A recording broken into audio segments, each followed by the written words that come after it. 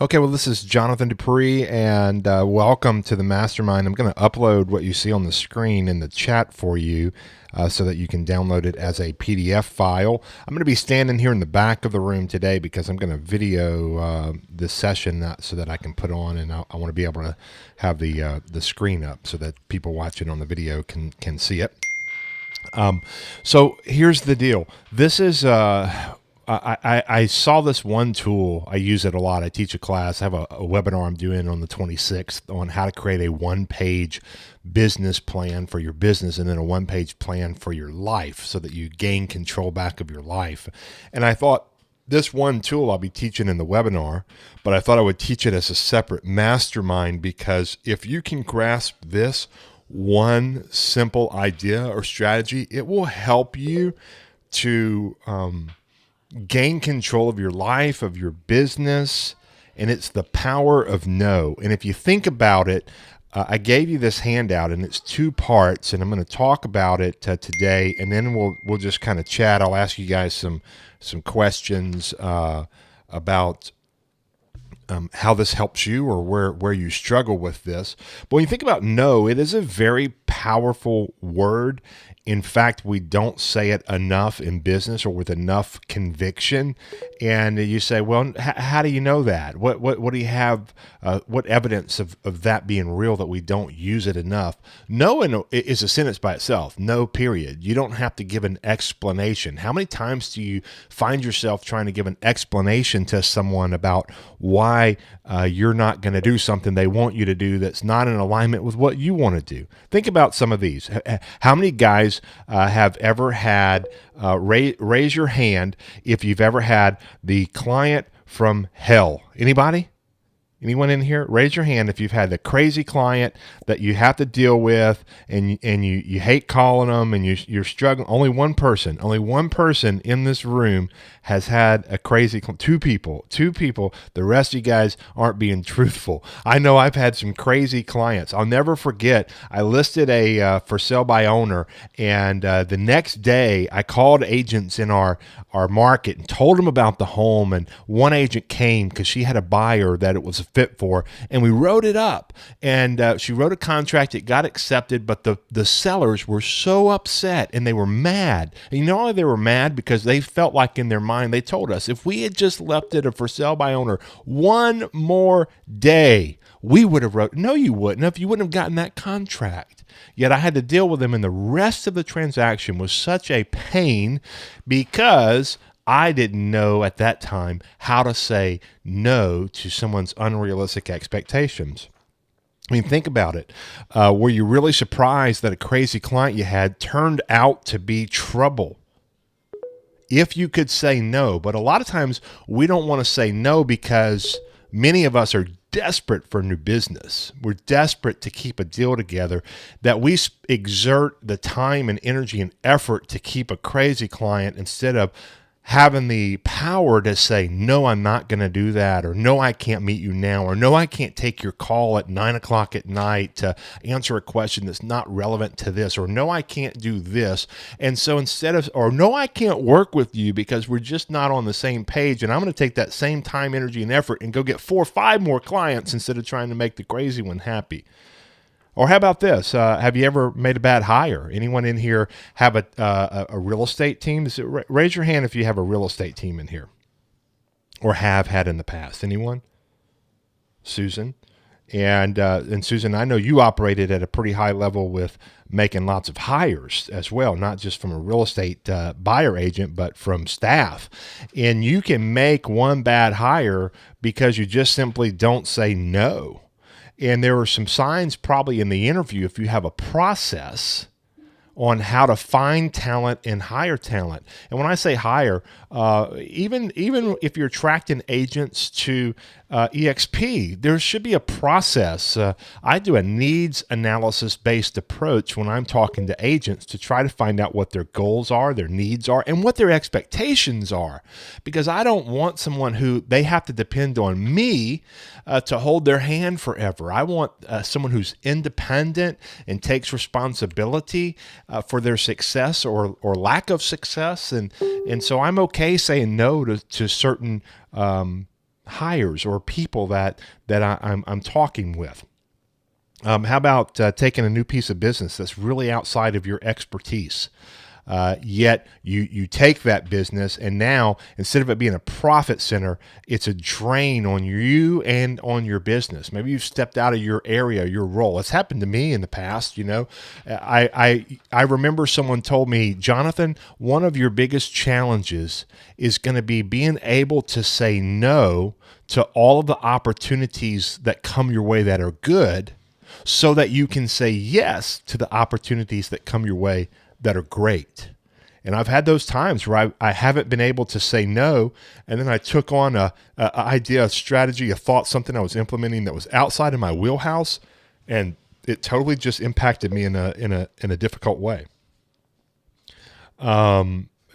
Even the little things, maybe they give an example in this handout that I gave you where someone is, you're taking a trip, you're traveling, and yet you feel like you have to respond to your clients right away when they call you, as soon as you step off the plane, or you're on family vacation. And I'll never forget, I was going to Florida, and my family, we stopped at Barnes & Noble, and we bought a bunch of magazines, and I told my kids how to make a vision board, and we all made our own vision board.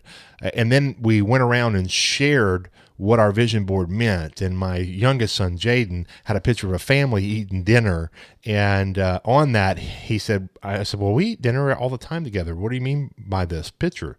And he said, well, if you notice, the dad doesn't have a cell phone at the table. Wow.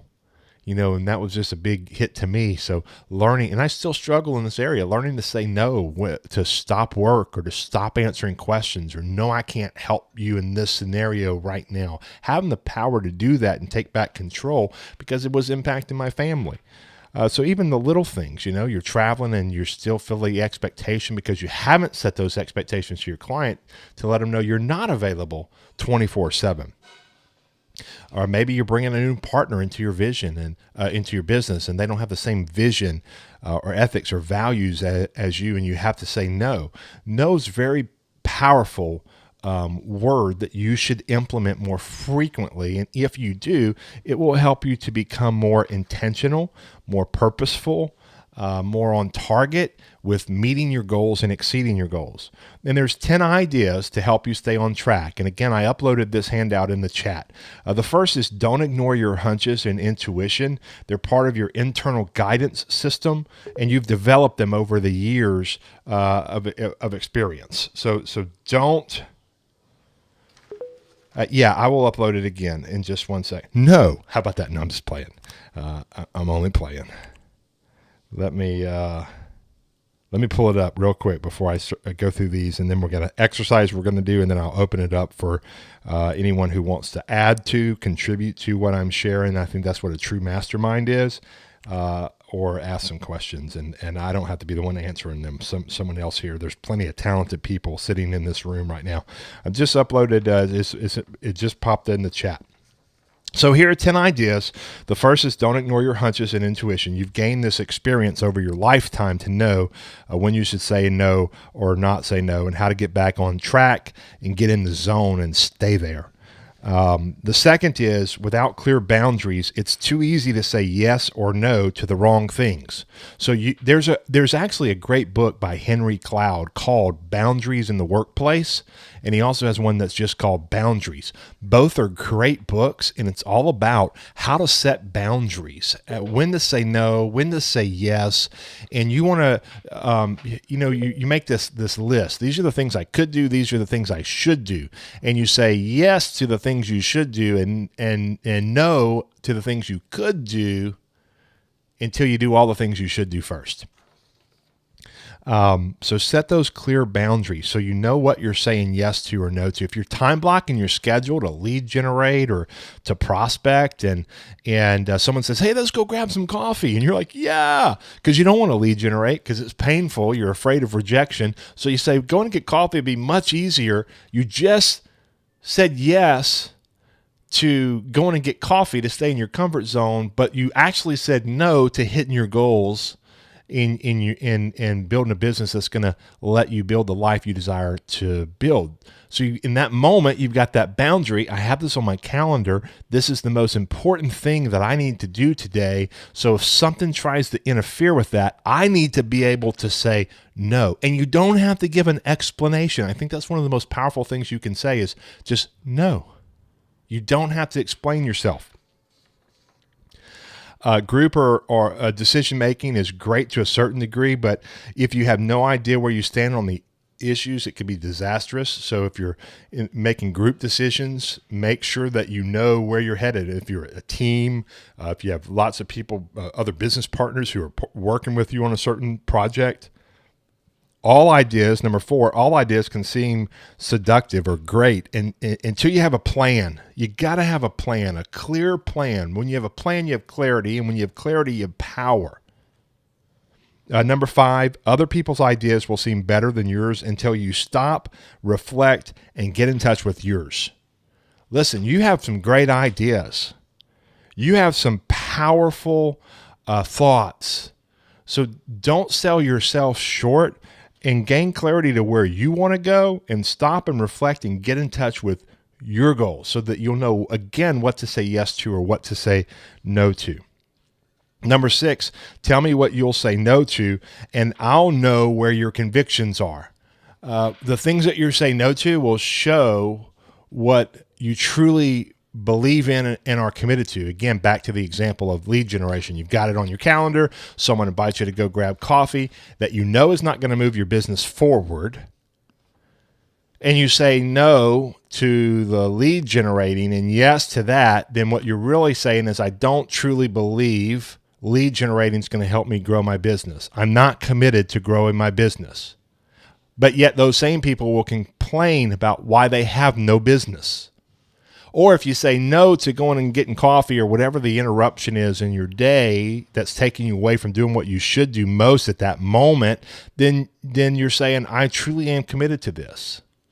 Or if you're saying no to the distractions that get in the way of your family time, you're saying, I believe in my family. I'm committed to my family. Or same thing with your health, any area in your life. I mean, you can take this and implement. If you remember our first session of Real Estate 101, we talked about the balance wheel and those 6 key areas of your life. What are you saying no to guard those 6 key areas? Number 7 says, tell me who you want to be in service of and how you can be of benefit, and I and others can introduce you to them. If you begin to verbalize who you're trying to serve and reach out to, other people will become advocates for you. But if you say no to that, right, don't be a secret agent. Let people in your world know that you have a desire to impact and pour into other people. Let them know specifically who you're trying to help and who a good referral is, and the other people will be your biggest advocates.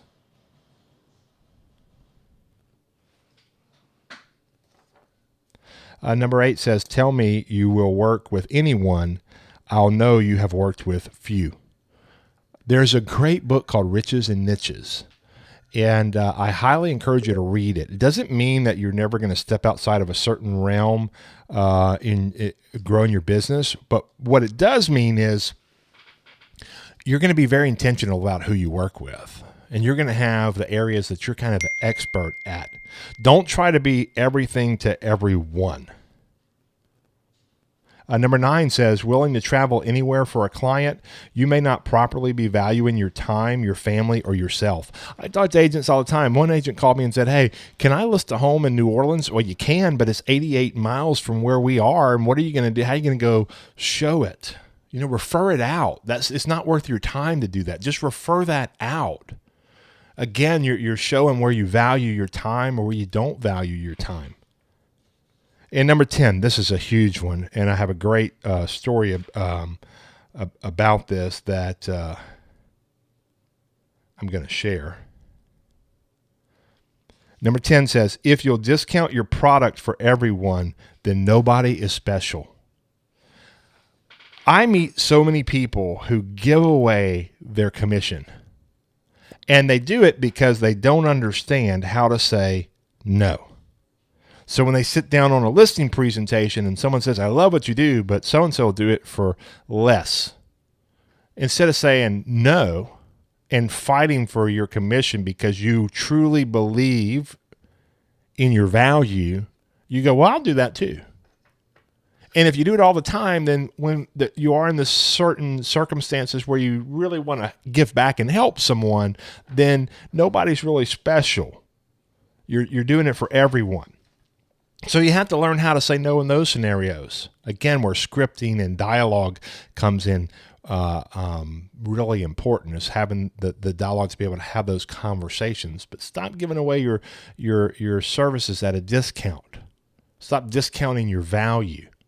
And be able to have the conversation. Which part of my marketing plan do you want me to take away? Well, I don't want you to take any of it away. Well, I can't do all of this, a full service listing at a discount price. Cheaper's not always better. My value is in results, not in the commission. And that is what you want, isn't it? Your home sold. So learn how to have those kind of that kind of conversation. That just happened to me this week, by the way. I posted it in a group I created called Scripts, Tips, and Tricks. And in there, I put that script, and I was competing against an agent who was discounting their service. And they actually came up and talked to me, and they said, hey, you got this listing, and I'll never do that again. You taught me a valuable lesson. I'm not going to discount my services again. So let's do this quick little exercise, and you've got it right here. If you have a pad of paper, you can take out. I know you can't print this out. Some of you maybe can download it and print it out, but you could just jot this down or take out your iPhone or Android and open up the notes section and type these out. And let's just do a couple of them, and then you can go back and really dive into this later. And I'd love some feedback on where you're struggling in this. So here's what we're going to do. You want to look at your business and you want to eliminate what's not working for you and make it better. So in the first column, you're going to write down the areas, the things, what's not working in your business right now. So just list a couple of things, couple of areas, be as specific as possible. What's not working in your business right now.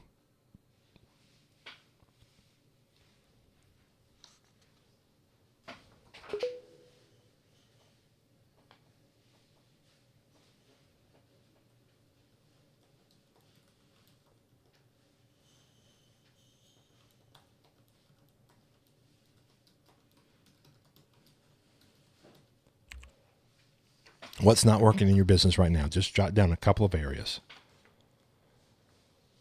And as you think about that and you think about what's not working, for each one of those, the next column says, what must you stop doing to make the problem go away? What must you stop doing to make the problem go away? And then just look at what's not working and then answer the question, what must I stop doing to make this problem, challenge, or obstacle go away? And then the third column you're going to answer says, what will you do differently now that you've said no? What's going to change? What are you going to do differently?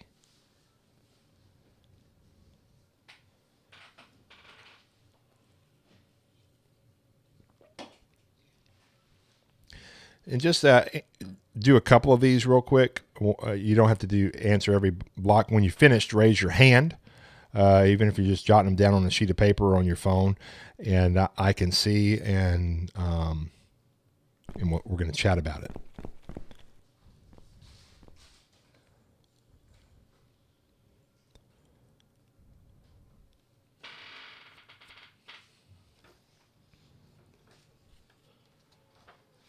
And again, if you're listening via a mobile device, the questions are, what's not working in your business?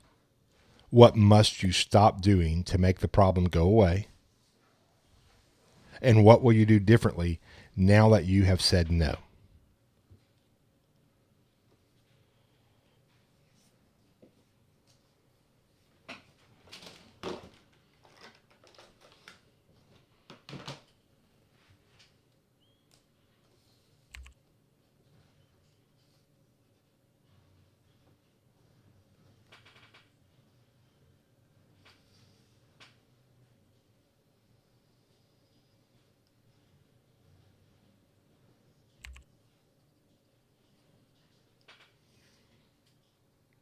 I'm not talking right now, Nannery. You should hear me now, though.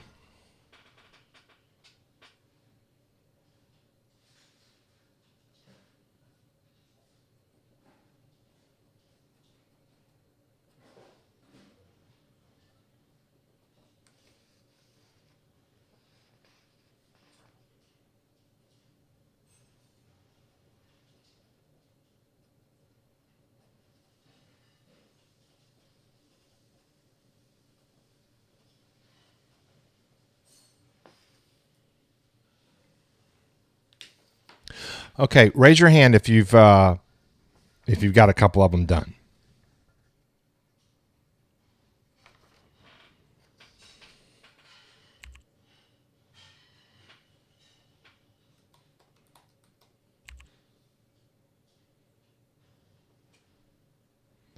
So several of you are raising your hand. So if those of you who can't hear, you might have to leave and pop back in.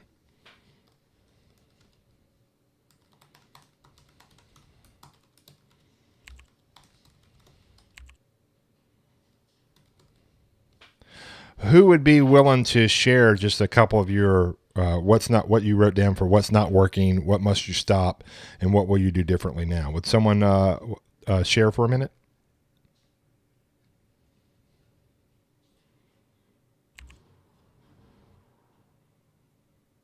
And if you can share by talking, just unmute your mic, and that would be great. I'll share. I'm happy to share. Okay, go ahead. Came up with 3 things that aren't working too well for me. The first one is follow-up. Second one is my farming. And then the third, I wrote leaving what they say. So my follow-up, I've been and I need to just get that organized. So I'm going to stop being organized about it. And that's what I plan on doing different. Okay, awesome. With the farming, I've been doing a lot of postcards and some events, but I'm going to move into doing events where I get seen more. So I'm going to stop being the secret agent there and do more public events where I get in front of people. So that hopefully that will help. And then the believing what they say means when I have a lead and they tell me they're interested in listing in about 6 months, and I put on the calendar saying, contact at 5 months. This year I've noticed that they've already have gone off and listed with someone else, and I was too believing what they said and not keeping in touch, because I was trying not to be a pest, but I think I have to start being a pest and just keeping in touch and getting a follow-up going with them. So don't in your mind see it as a pest, because that's a limited thought, and Yes. and you'll struggle with that. Instead, seeing it as you providing a great service and helping and benefiting them. Yes. I had a client tell me I was pleasantly persistent, and I try to use that phrase. There you go. Instead. I like it. Love it. Thanks. Who else would share real quick?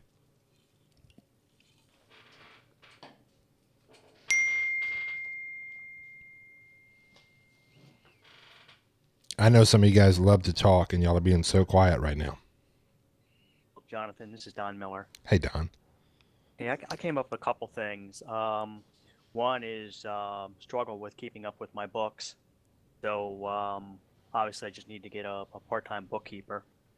And interestingly enough, when I wrote them down, how they played on each other. One is I don't make the time or struggle to get my schedule down pat.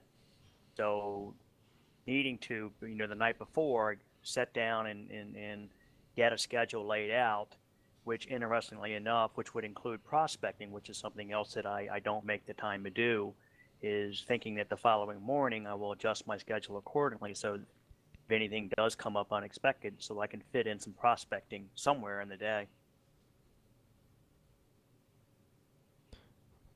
So what did you say you were going to do differently? Sorry, I did not hear you. What did you say you're going to do differently? Yeah, it's to get my schedule together and then to fill in or fit in prospecting for the day. Perfect. Let's do one more, and then I'll share one of mine.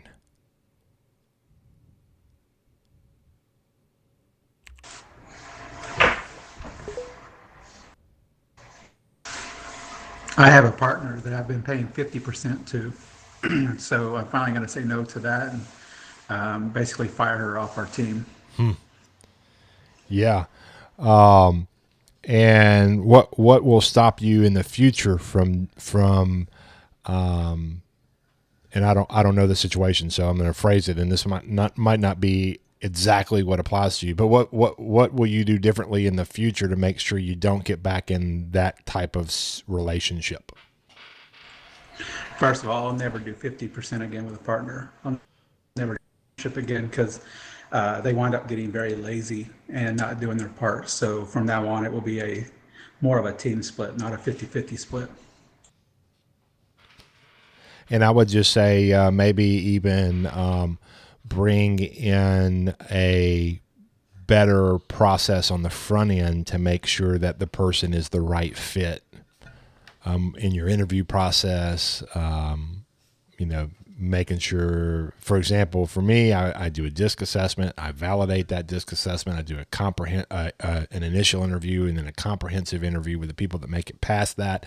And then I do a 3D where I check their references. So there's a system I follow, and it eliminates a lot of people that aren't a fit just through going through the process. So that might be one of the things that you add to what are you going to do differently is really look at and evaluate my process when I bring on a partner. How do I interview them to make sure they're not just a good person or a good agent, but a great fit? I agree. So I have one. We merged folded into EXP, and one of the things that I've had to do is learn how to say no, and this is a tough one to my own agents, because what was happening was the problem that they were calling me for everything. Every little issue they had, everything in learning the world, or a question to go into tech outpost or agent services. And in the beginning, I was just doing it. And they call me and I go, just let me go do it real quick for you, because in my mind it's just quicker and easier for me. But my whole day was full of doing that. Yet I had no income stream when I made the transition to EXP because my income was from my brokerage, and I closed it and folded into to EXP. And so the agents, though, their business didn't really stop. They still had an income stream coming in because their real estate deals were still happening. I wasn't in the position where I was actively selling real estate.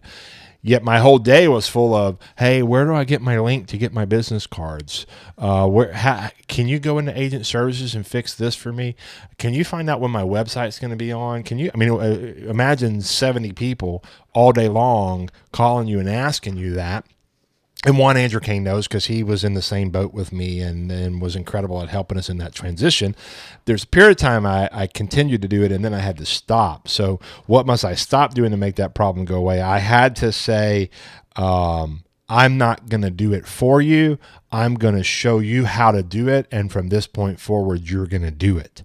And what I do differently now is on the front end, when I have an agent with us, I teach them how to go into the world, teach them where to go for what, tell them who they need to talk to for what. And I'm not their go-to person. I don't want to be their go-to person. I made this transition so that I could have a life. So that was mine. I'd love to open it up just for a few more minutes. I know we got some great people in here. So Juan, you might want to contribute something, or Susan, or when it comes to no, and just some tips or strategies. Or if you're here and you just have a question about what we talked about, or a thought or idea that you took away, just kind of do an open floor. Anyone want to share for a few minutes?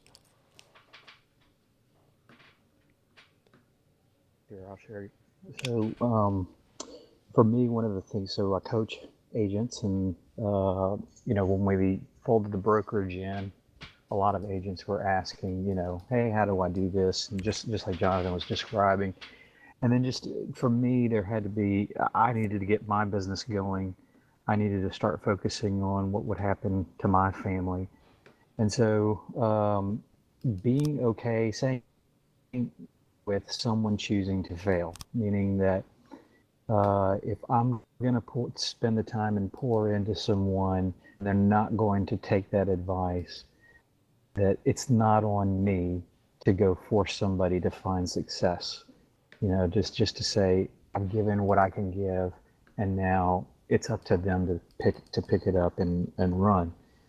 And so just being okay, or giving myself permission to say it's not my fault if you choose to continue down the path you're going. And that translates again over to clients. You have bad clients, you give them advice, they're choosing not to take it. Being okay with saying, okay, well then maybe I'm not the right agent for you, and moving on to somebody who's going to actually get you a commission check, and being able to weed out where the dollar amount I'm going to earn per hour isn't as great as when I'm working with a great client who's going to make a decision quickly. That's good stuff, man.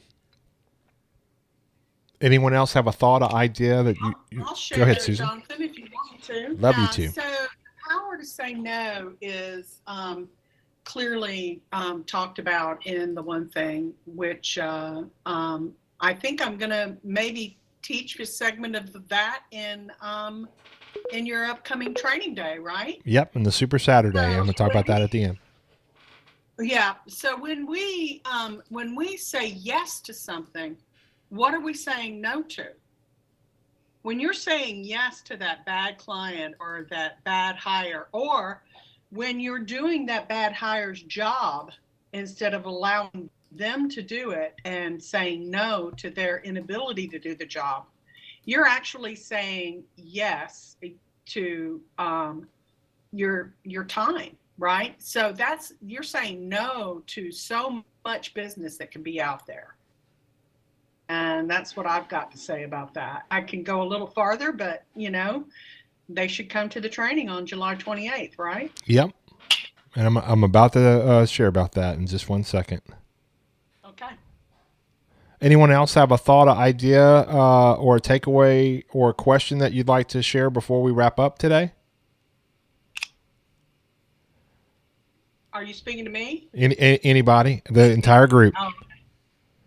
Can you guys hear me okay? Yeah, we can hear you back. Okay. I just uploaded in the public chat a agent needs analysis, and that's a tool that I use when I'm interviewing an agent.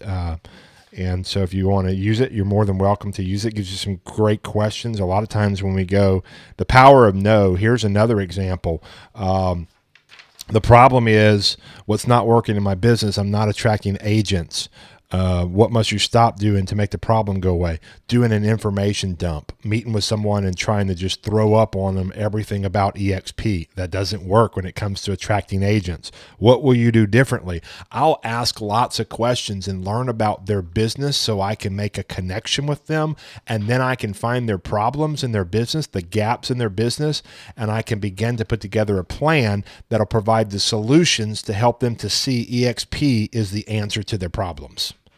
That's a great example of the power of no. I'm going to say no to doing an information dump. Or you're calling for sell by owners and they say, well, what is your commission and what will you do? Say no to doing a presentation over the telephone. The goal of the call is to set the appointment.